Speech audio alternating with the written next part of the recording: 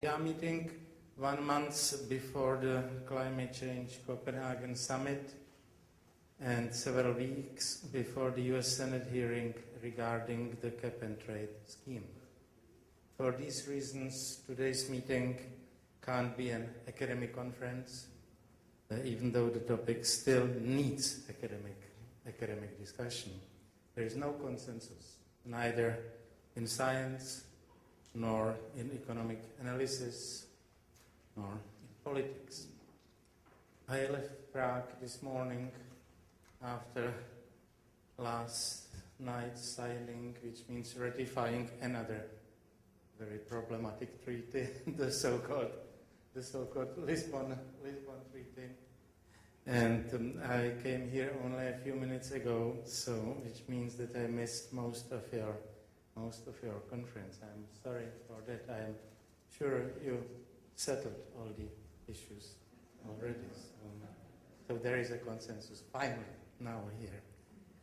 I must say, speaking about Copenhagen summit, I must say, I know that you want to discuss now or in the foreseeable future, and I know that you wanted to discuss the cap-and-trade scheme, cap-and-trade bill here. I must say that for that reason, I am not sufficiently motivated to discuss the technicalities of the cap-and-trade scheme. I don't see any reason for that. I would like just to make one point. I protest against calling it a market solution. This is a tragic, misleading idea and tragic misnomer.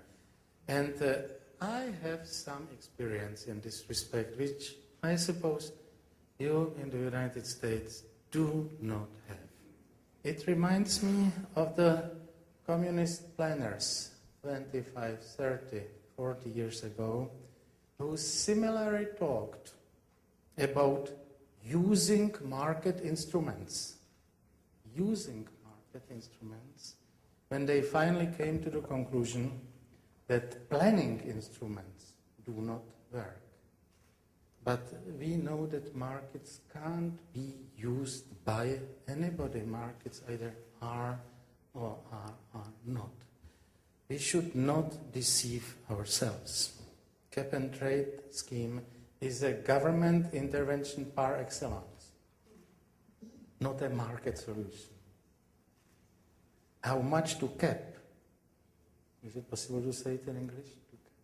How much to cap is the decision of the government. And the European failure several years ago, when too many carbon permits were issued, which means that the price went to zero, is, I hope, well known here in this country.